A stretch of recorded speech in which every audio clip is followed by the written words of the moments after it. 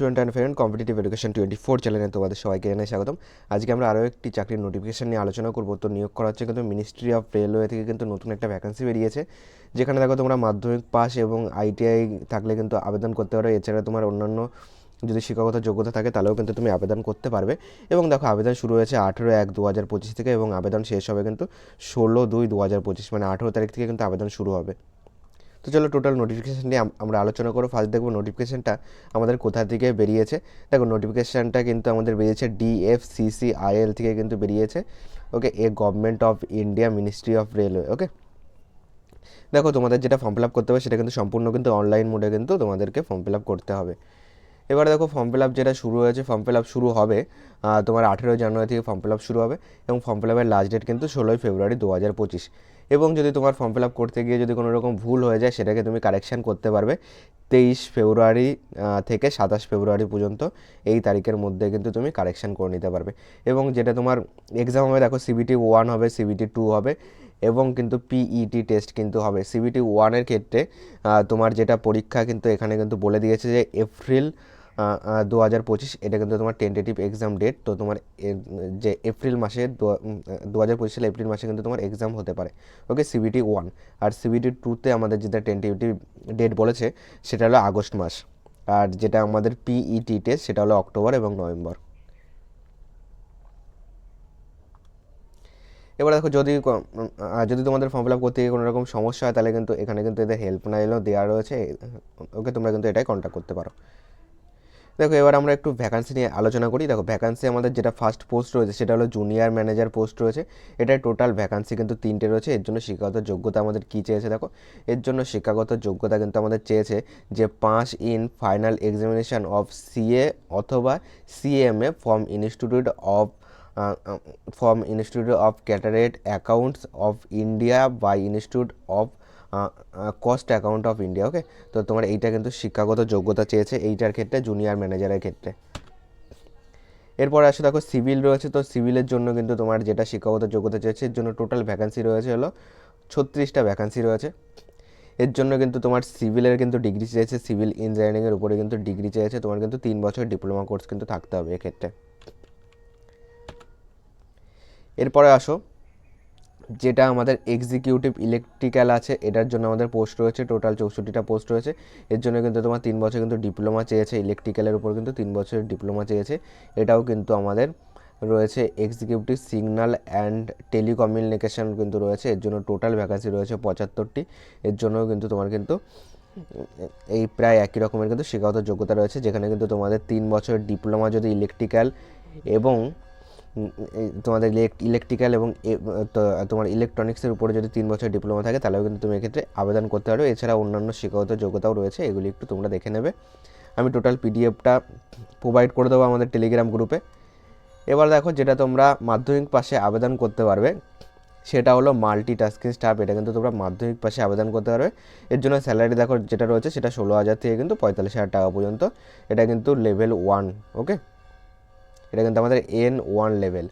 তো চলো মাল্টিটাস্কিং স্টাফের আমাদের টোটাল ভ্যাকান্সি রয়েছে 464টি ভ্যাকান্সি রয়েছে, যেখানে দেখো URদের জন্য 194, SCদের জন্য 70টি আছে, STদের জন্য 32টি এবং OBC NCLের জন্য 122টি, EWSের 46টি কিন্তু পোস্ট রয়েছে। এবার এর জন্য শিক্ষাগত যোগ্যতা কিন্তু আমাদের কিন্তু তোমার কিন্তু মাধ্যমিক পাস করতে হবে, কিন্তু কম করে কিন্তু তোমার মাধ্যমিক পাস থাকতে হবে এবং সঙ্গে কিন্তু তোমার ITI সার্টিফিকেট লাগবে। ওকে, তো তোমার তো যদি তোমার ITI না থাকে, যদি তুমি অ্যাপেন্ডিক্স করে থাকো তাহলেও কিন্তু তুমি আবেদন করতে পারছো এখানে। ওকে, তো তোমার অ্যাপেন্টিসিপ বা তোমার ITI অ্যাপ্রুভ লাগবে, বাই তোমার NCBT অথবা SCBT থেকে কিন্তু তোমার ITI বা অ্যাপেন্ডিক্স সার্টিফিকেট লাগবে। এবং যেটা বলেছে যে তোমার ITI কিন্তু কম করে কিন্তু 60% কিন্তু নাম্বার লাগবে। এরপরে যেটা আমাদের এজ লিমিট রয়েছে, এজ লিমিট দেখো জুনিয়র ম্যানেজার পোস্টের বেলায় আমাদের এজ লিমিট রয়েছে 18 থেকে 30 বছর। আর আমাদের এক্সিকিউটিভ পদের বেলায় 18 থেকে 30 বছর, MTSেও কিন্তু 18 থেকে 33 বছর। এবং যেটা আমাদের এজ রিল্যাক্সেশন রয়েছে কাস্ট অনুযায়ী সেটাও কিন্তু তোমরা এখান থেকে পেয়ে যাচ্ছ। এবং দেখো বয়স হিসাব করবে 1/7/2025, এই হিসাবে কিন্তু তোমরা বয়স হিসাব করবে। সিলেকশন প্রসেস কী রয়েছে, দেখো জুনিয়র ম্যানেজার পদের বেলায় সিলেকশন প্রসেস রয়েছে, দেখো ফার্স্ট সিবিটি 1 হবে, সিবিটি 2 হবে, এবং এর জন্য কিন্তু পিইটি টেস্ট কিন্তু হবে না, তারপর ডকুমেন্টস ভেরিফিকেশান এবং মেডিকেল টেস্ট কিন্তু হবে। দেখো 2 নম্বর সিভিলের ক্ষেত্রেও কিন্তু তাই, এটা তো আমাদের পিইটি টেস্ট হবে না, আমাদের এক্সিকিউটিভ যেটা রয়েছে ইলেকট্রিক্যাল সেটাতেও কিন্তু পিইটি হবে না, বাকিগুলি কিন্তু হবে।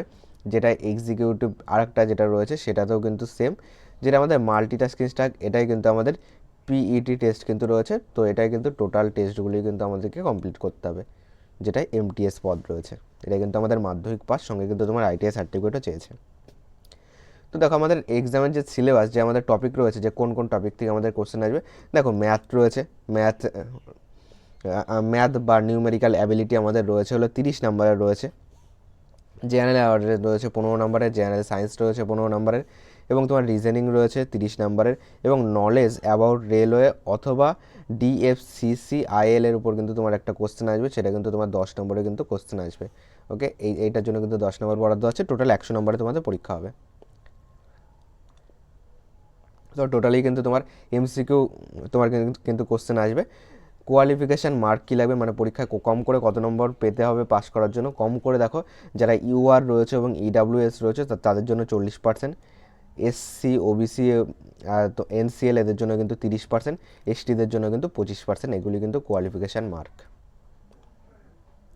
অ্যাপ্লিকেশান ফি কী রয়েছে, অ্যাপ্লিকেশান ফি জুনিয়র ম্যানেজার বা এক্সিকিউটিভ পদের বেলায় ইউআর ওবিসি এনসিএল এবং ইডাব্লিউএসদের জন্য অ্যাপ্লিকেশান ফি রয়েছে কিন্তু 1000 টাকা, অনেকটাই বেশি রয়েছে, এবং মাল্টিটাস্কিং স্টাফের জন্য কিন্তু ইউআর ওবিসি এনসিএল এবং ইডাব্লিউএসদের জন্য কিন্তু অ্যাপ্লিকেশান ফি কিন্তু 500 টাকা রয়েছে। এবং যারা এসসি এসটি পিডাব্লিউবিডি ইএক্স সার্ভিসম্যান রয়েছে, ওকে ট্রান্সজেন্ডার রয়েছে, এদের কিন্তু কোনো রকম কিন্তু ফি কিন্তু প্রোভাইড করতে হবে না। ওকে, তো চলো এই ছিল নোটিফিকেশান। অনলাইনে আবেদন করার যে লিঙ্ক সেটাও আমি এই ভিডিও ডেসক্রিপশন বক্সে দিয়ে রাখবো, তোমরা কিন্তু 18ই জানুয়ারি থেকে কিন্তু তোমরা ফর্ম ফিল আপ করতে পারবে, এবং ফর্ম ফিল আপের লাস্ট ডেট আমাদের কিন্তু ফেব্রুয়ারি মাস পর্যন্ত কিন্তু ফর্ম ফিল আপের লাস্ট ডেট।